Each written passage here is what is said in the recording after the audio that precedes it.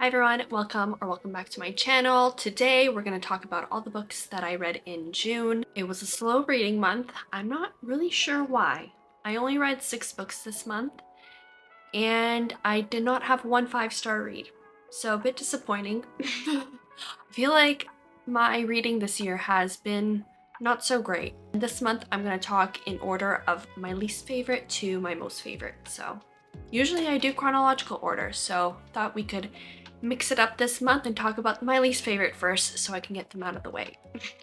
My least favorite book this month was also the book I first finished this month, so I don't know if maybe that is why my month sucked so much and that it slowed down compared to other months of this year.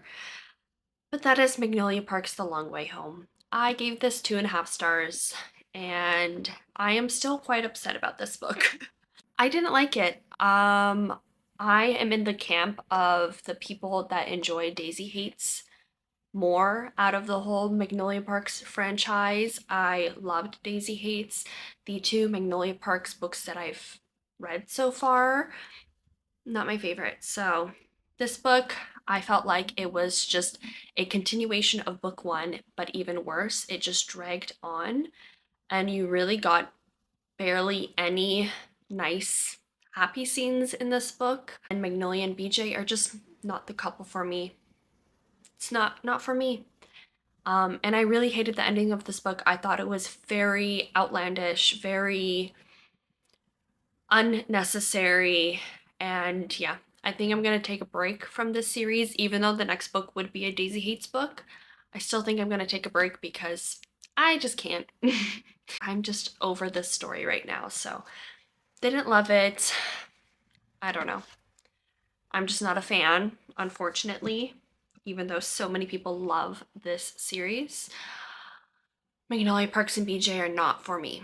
Not for me. Next, I read The Sweetest Revenge, and I gave this one 3 stars, and that's like a low 3-star. It could be even a 2.75, but I did enjoy this more than The Setup by Lizzie Dent, but I didn't love it. I'm sorry, there's people moving, so you might hear some noises, but yeah, I just didn't love it.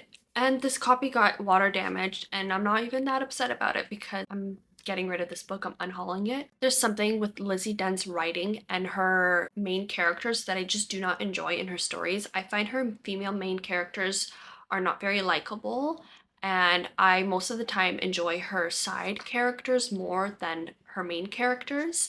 I feel like she can write a great cast of characters and kind of like the found family with like friends and coworkers, things like that. But when it comes to the actual love interests, like the 2 female main character, main male character, I just don't see it. I don't see the chemistry. I don't vibe with them. Yeah, I don't know. I just realized I'd said nothing about Magnolia Parks, but I feel like most people know what that's about.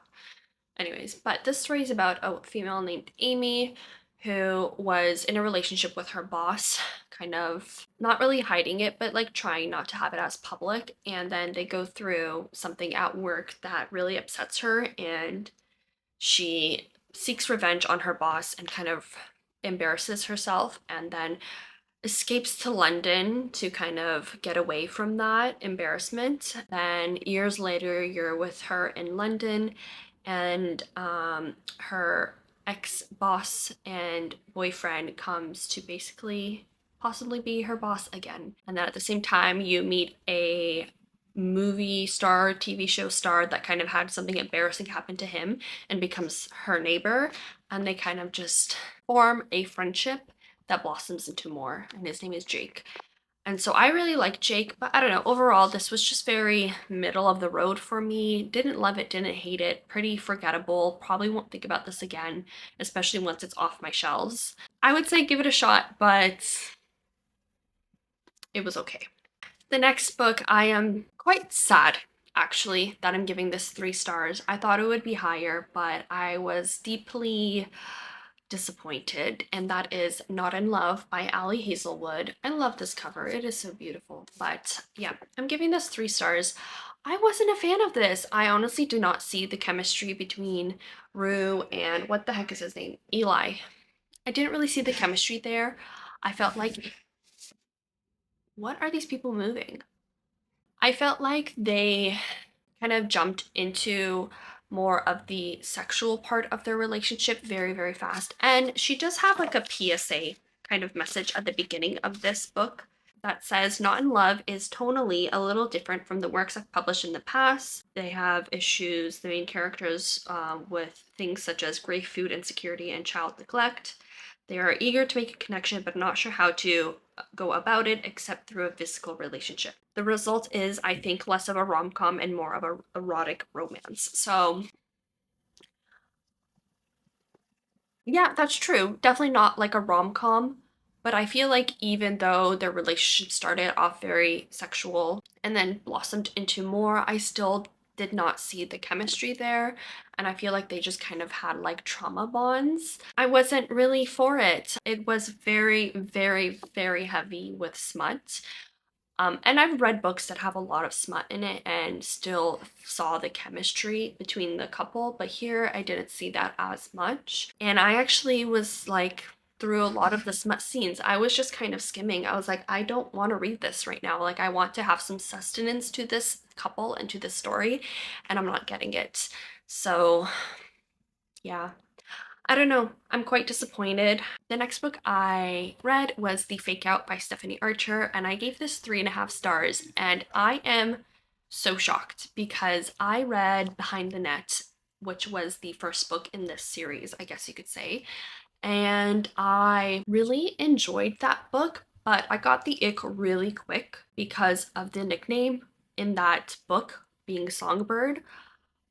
I could not. I was like, that is not a good nickname. And it was said like every other paragraph. And I was like, I cannot stand this nickname. So I got the ick. So that really impacted how I viewed that book. And then I just would not pick up The Fake Out because I was like, I can't, I don't know what's going to happen. And I don't know if I can handle another bad nickname. But then, what's her name? She always raves about the book. Ellen Catherine. Um, she always talks about The Fake Out. So I was like, you know what? I started this book because my boyfriend and I started watching the Dahmer Netflix documentary at night. And then no, was it Dahmer? No, we were watching a serial killer documentary. Anyways, we were watching some horror thing at night and then we went to bed. He passed out. But I was there like shitting my pants. I'm like, I cannot fall asleep because I close my eyes and I see this man's face, serial killer's face, when I close my eyes. So then I just grabbed my Kobo that is on my nightstand and I was just flicking through the books I had on there and I had The Fake Out. So I started reading it. And then I actually started really enjoying it. Okay, so Hazel used to be Rory's tutor in high school and he was pining for her, but she was like, I'm never dating a hockey guy ever again because her ex was a hockey guy, treated her like shit. So she is like the masseuse, the physio on his team, and her ex actually joins the team. So she starts fake dating Rory to kind of keep her ex at bay. And Rory's obsessed because he wants to be with Hazel. And so their like budding romance begins. And I really enjoyed their story, loved their dynamic. I felt the chemistry between them and I loved them together. And the story was pretty good. Overall, I really enjoyed it. But again, it was one of those books that it's not that I'm gonna forget about it, but even for me to forget some details a couple weeks after I read it just shows you it wasn't a 5 star for me. But I really enjoyed it and loved it more than Behind the Net. So if you like hockey romance, I would definitely give this series a go. Next, we've got A Room with a View by E.M. Forster. So this I had also talked a lot about in my last vlog, which was my reading my spring TBR vlog. I have a little beef with this book. I gave this 4 stars, but over the past, I think 2 years, I've attempted to start this book about 3 or 4 times and could not get past like page 20 to 30. I just wasn't vibing with it. And so I pushed and pushed and pushed through reading the first half of this book, and I mostly read it as an audiobook, and I just wasn't loving it. Like I found it interesting. I liked the main character and the atmosphere of being in Italy. So her name is Lucy. Yeah, Lucy Honeychurch. So I love that atmosphere. but I just wasn't obsessed with it. I was still intrigued to keep going. So then I decided halfway to just stop listening to the audiobook, because sometimes the audiobooks do that to me where I'm not as intrigued and interested in a book, and then when I switch over to reading it physically, then I start really liking it. Then I switched over to reading the book physically after the second part of the book. Obsessed, loved it. I finished it so quickly. I was giggling, kicking my feet, and I don't know, I was also engrossed with Ian Forster's writing. I found his writing to be very easy to follow, also very beautiful. Like the prose was just so elegant, and it wasn't too like flowery and descriptive, but it was just enough for me to be like, wow, this is so beautiful to read. Even if you're not obsessed with the story, just reading it is like reading a masterpiece.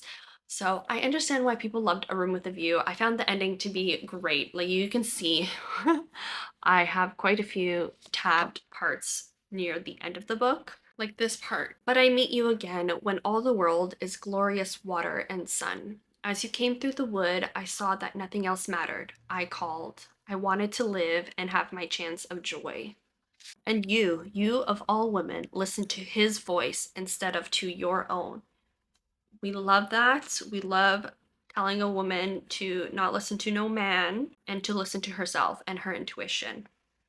Anyways, this was great. The ending, though, was a little weird to me. I have to say, I didn't expect the ending parts of it to go the way that it did, but overall, I really enjoyed this book. It is kind of like a little bit of a coming of age. A woman named Lucy goes to Italy on a trip with her cousin who, I don't know, her cousin's kind of a little bit of a hater. So she meets Mr. Emerson in Italy, has a little bit of like a budding romance, but not really. And then she goes back home and she's kind of in between continuing her life back home and also the fantasies and the love and the life that she experienced in Italy. Really, really great. Very, very short and easy to read. I would definitely recommend just reading it and not listening to an audiobook.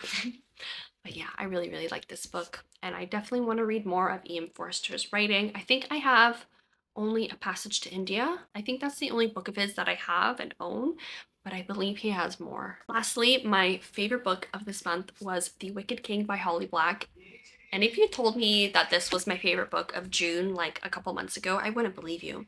Because I wasn't the biggest fan of The Cruel Prince. I thought it was good, but I wasn't really obsessed with it. And so I put off continuing the series, but then I put The Wicked King on my spring TBR and wanted to read it. So I did, and I loved this. Like, I found this one so much more intriguing, so much more action happened. I loved Jude when I did not like her in the first book, loved Carden. I felt like the twists that happened in this book were unexpected. I did not see them coming. This was just a great fantasy, and it is YA, and I still felt like it was fine. Like sometimes YA I don't like reading anymore, but I love this, and I cannot wait to finish and continue the series. I put The Queen of Nothing on my summer TBR, so I definitely get to it. Love this. I don't really have many complaints, honestly.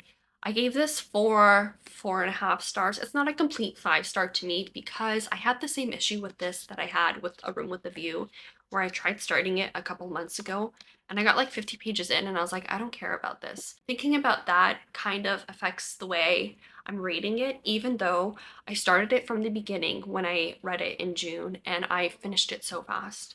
And I tandemly read it with the audiobook, and the audiobook is so good. So I think I'm going to do that with The Queen of Nothing because I was obsessed with the narrator and the like they would put music on some parts of the audiobook. So good. These were all the books that I read in June. Wasn't the best reading month, but I still enjoyed some of the books. And I'm excited for July. I'm really hoping we read better books in July because this month wasn't good. It was not it. Definitely was not it. Thank you all for sticking around. I hope you all had a fantastic reading month. Let me know what your favorite book was in June and what you're reading in July, and I will see you all very, very soon. Bye. Lazy Sunday mornings, hiding under covers. I don't mind staying in with you. Play your favorite movie, laying right beside me. I don't mind waiting.